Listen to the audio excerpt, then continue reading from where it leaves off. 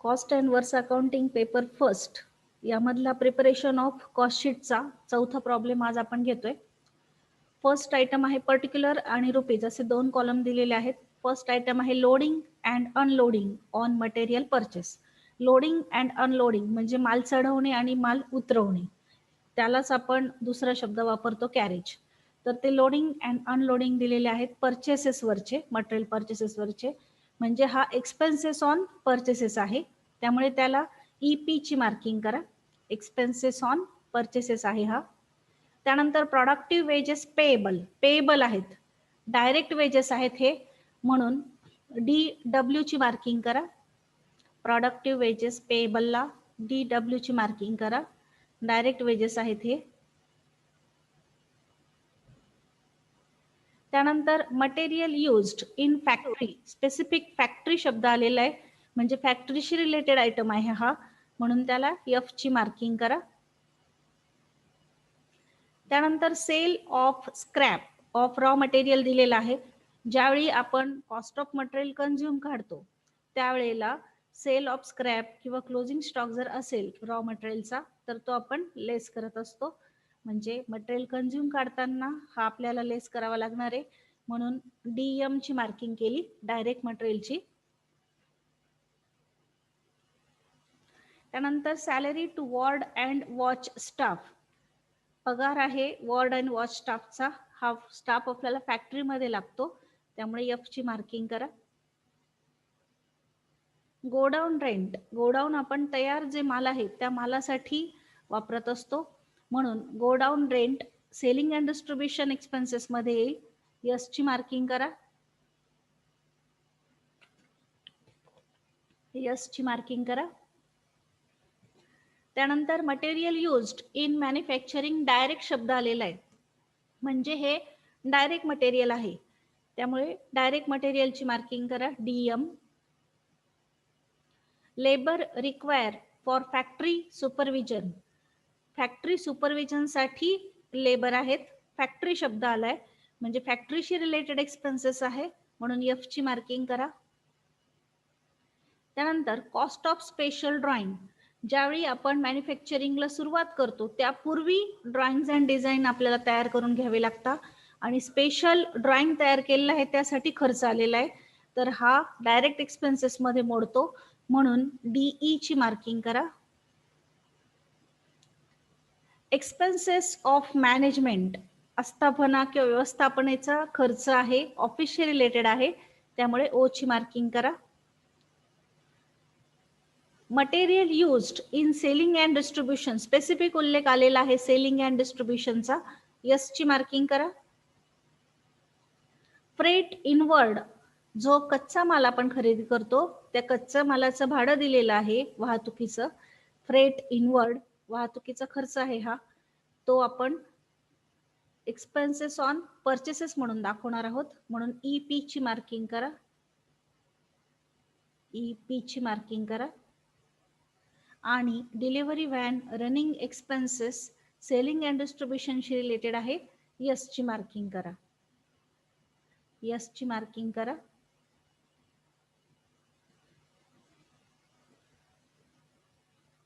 इथपर्यंत लिहून झाल्यानंतर रेज हँड करा.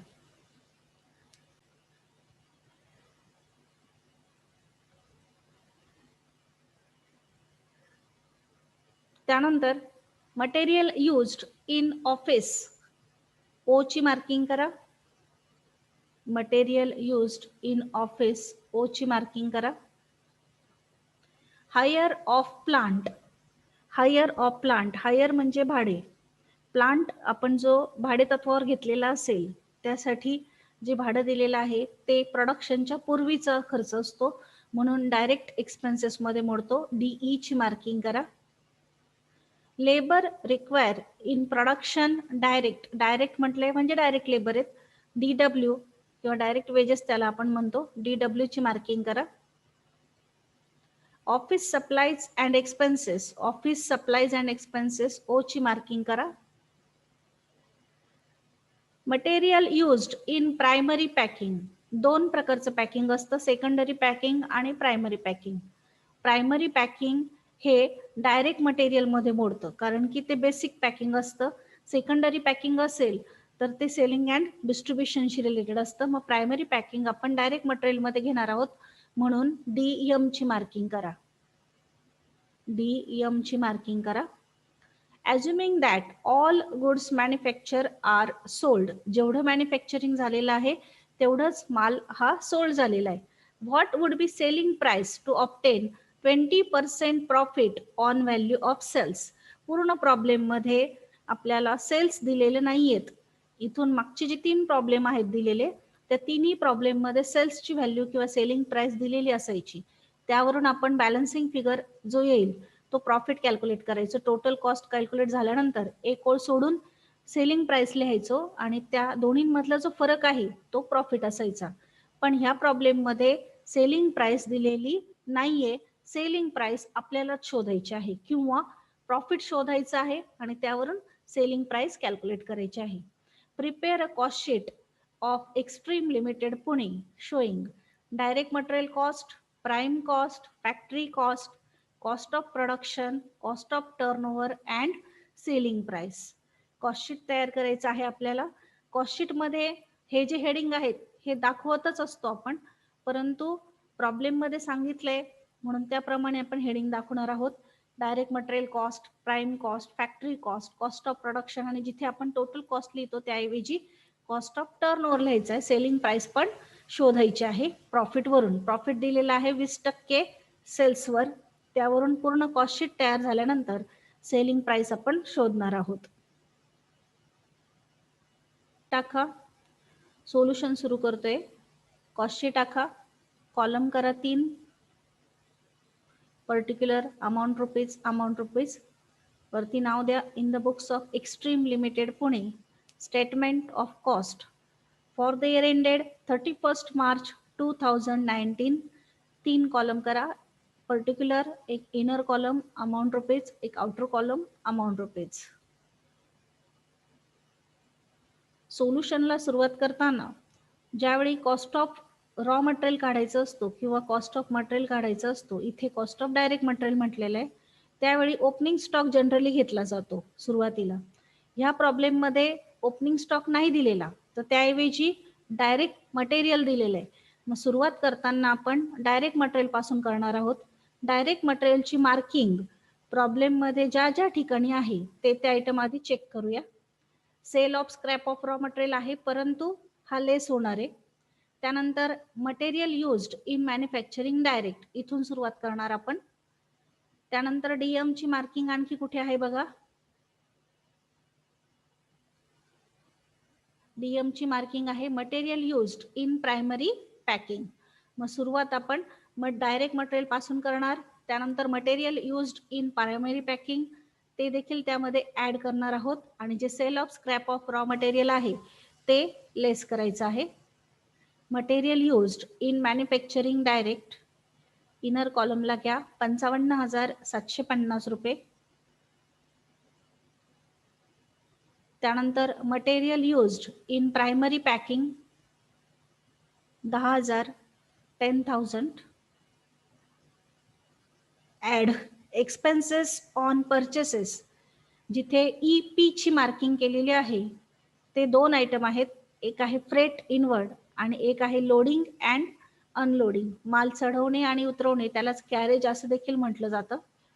Loading and unloading on material purchase 960 रुपये आणि फ्रेट इनवर्ड आहे 4,050 रुपये. लोडिंग अँड अनलोडिंग आणि फ्रेट इनवर्ड हे 2 आयटम त्यामध्ये ऍड करायचे आहेत.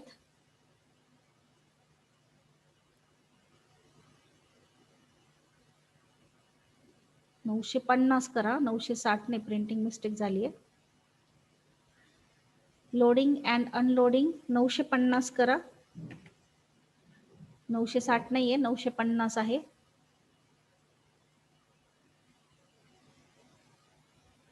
ऍड करा पण इनर कॉलमला घ्या. दोन्हींची बेरीज करून आउटरला टाकूया. लोडिंग अँड अनलोडिंग 950 आणि फ्रेट इनवर्ड 4,050 पर्टिक्युलरच्या कॉलम मध्ये घ्या. दोन्हींची बेरीज करून इनर कॉलमला 5,000.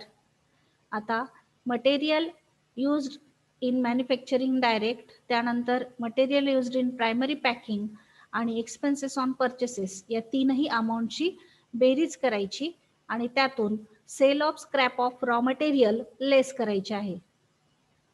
तिन्हींची बेरीज आली 70,750 रुपये.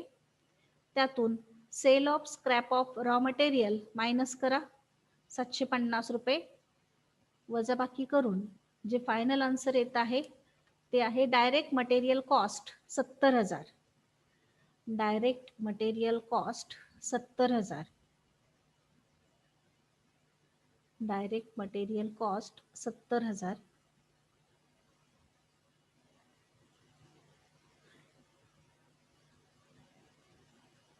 जर प्रॉब्लेममध्ये स्पेसिफिक डायरेक्ट मटेरियल कॉस्ट असा शब्द दिलेला नसता तर आपण याला कॉस्ट ऑफ मटेरियल कन्झ्युम असं नाव दिलं असतं तरी चाललं असतं.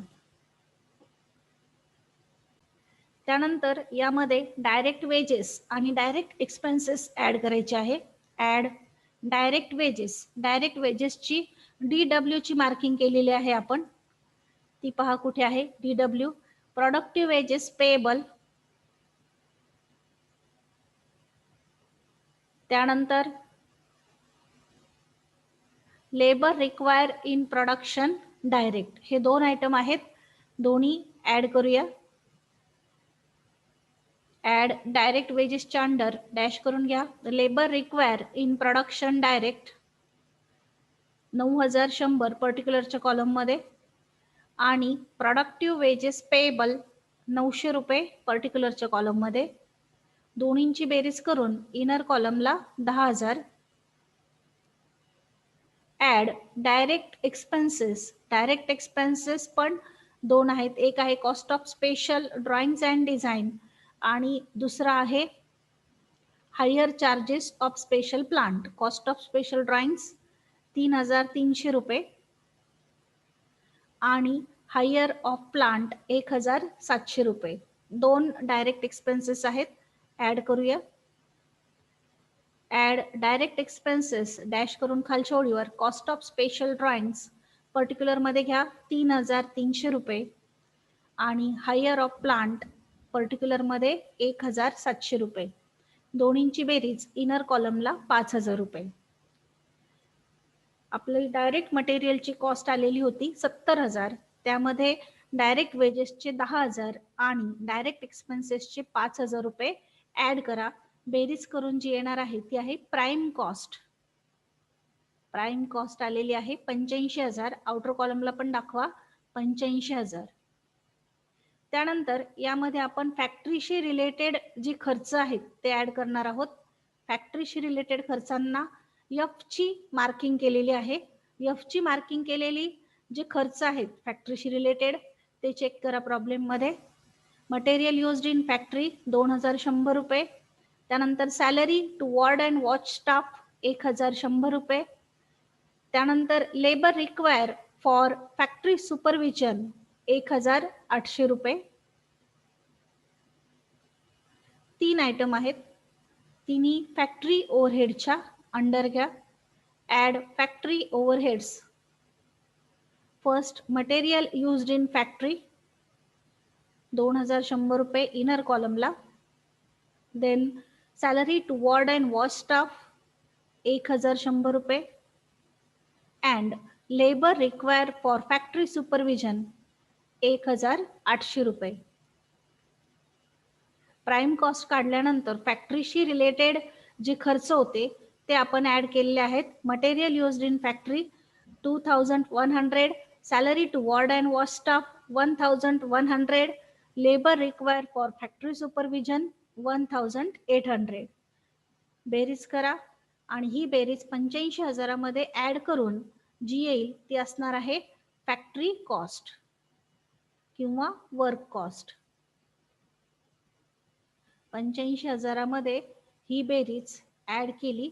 ऍड करून 5,000 रुपये फॅक्टरी ओव्हरहेड्स होते ते ऍड करून वर्क कॉस्ट किंवा फॅक्टरी कॉस्ट आलेली आहे 90,000 रुपये. 90,000.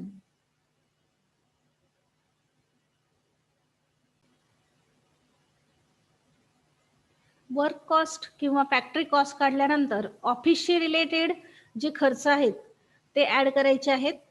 ऍड ऑफिस एक्सपेन्सेस किंवा ऑफिस ओव्हरहेड किंवा त्यालाच ॲडमिनिस्ट्रेटिव्ह ओव्हरहेड असं देखील म्हटलं जातं. त्यासाठी ओ ची मार्किंग असलेले खर्च पहा. एक्सपेन्सेस ऑफ मॅनेजमेंट 1200 रुपये. त्यानंतर मटेरियल युज्ड इन ऑफिस 600 रुपये आणि ऑफिस सप्लाईज अँड एक्सपेन्सेस 2200 रुपये. 3 आयटम आहेत. ऑफिस एक्सपेन्सेसच्या अंडर ऍड करा. Material used in office inner कॉलमला 600 रुपये. एक्सपेन्सेस ऑफ मॅनेजमेंट 1200 रुपये आणि ऑफिस सप्लाईज अँड एक्सपेन्सेस 2200 रुपये. जी वर्क कॉस्ट किंवा फॅक्टरी कॉस्ट आलेली आहे 90,000 रुपीज, तिच्यामध्ये ऑफिस ओव्हरहेडची बेरीज करून ऍड करा. ऑफिस ओव्हरहेडची जी बेरीज आहे ती येते 4000 रुपये. ती ऍड करून जी येईल ती असणार आहे cost of production. Cost of production आलेली आहे 94,000, 94,000. यामध्ये सेलिंग अँड डिस्ट्रीब्युशनशी रिलेटेड जे खर्च आहेत ज्याला आपण यस ची मार्किंग केलेली आहे ते खर्च ऍड करा. सेलिंग अँड डिस्ट्रीब्युशनशी रिलेटेड खर्च प्रॉब्लेम मध्ये पहा, यस ची मार्किंग केलेले. गोडाऊन रेंट आहे 3500 रुपये. त्यानंतर material used in selling and distribution 1500 रुपये आणि डिलिव्हरी व्हॅन रनिंग एक्सपेन्सेस 1000 रुपये.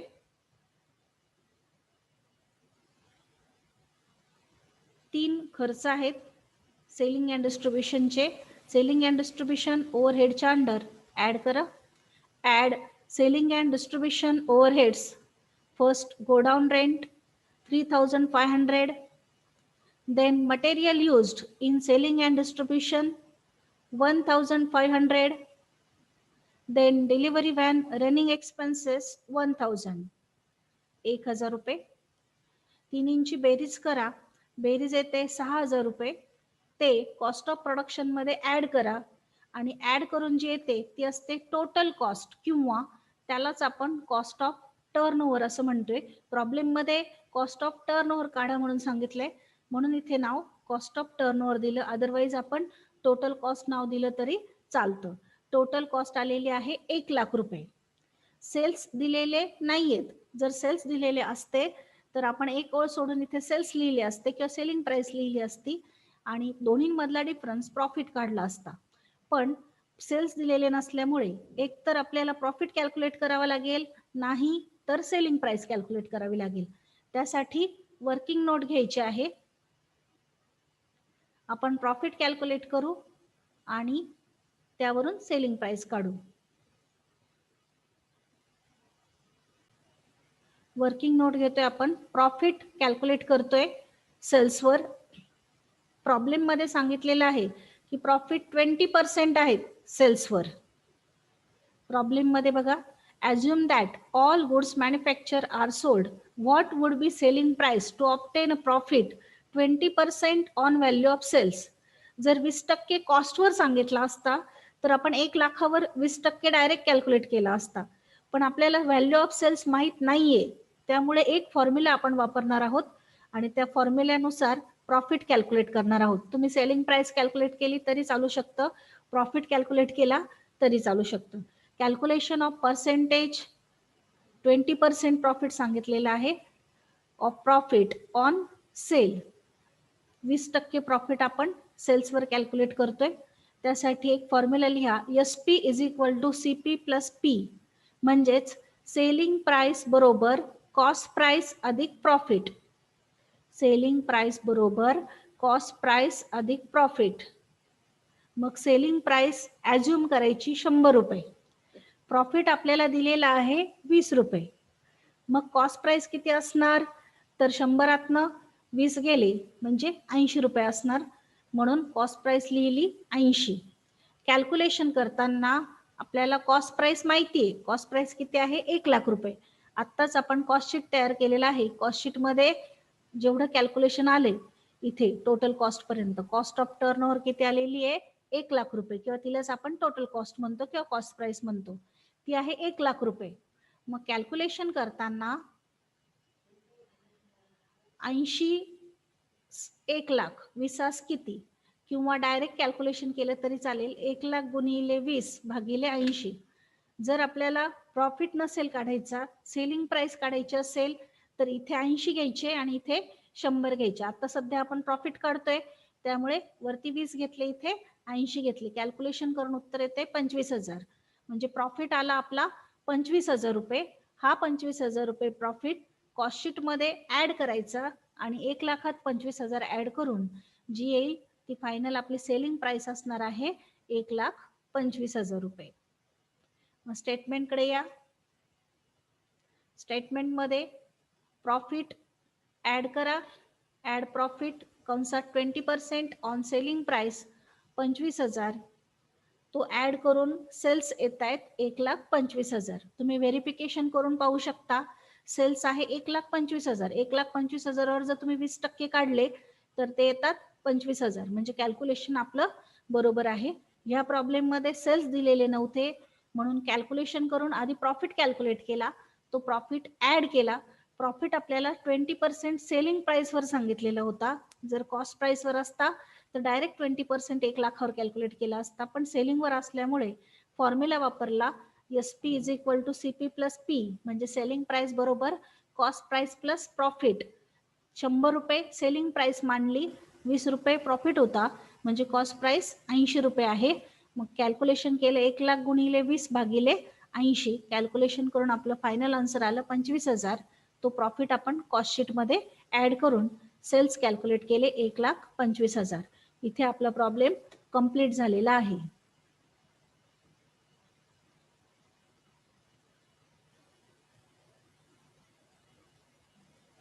कॉस्ट शीटला सुरुवात केली आपण इथून. कॉस्ट डायरेक्ट मटेरियल कॉस्ट अगोदर कॅल्क्युलेट केली, त्यानंतर प्राइम कॉस्ट, त्यानंतर फॅक्टरी कॉस्ट कॅल्क्युलेट केली, त्यानंतर कॉस्ट ऑफ प्रोडक्शन आणि कॉस्ट ऑफ टर्नओव्हर कॅल्क्युलेट केला. नंतर वर्किंग नोट घेतली, वर्किंग नोट मधून प्रॉफिट शोधला आणि तो प्रॉफिट कॉस्ट शीट मध्ये ऍड करून कॉस्ट शीट कंप्लीट केलेला आहे. इथे आपला प्रॉब्लेम पूर्ण झालेला आहे.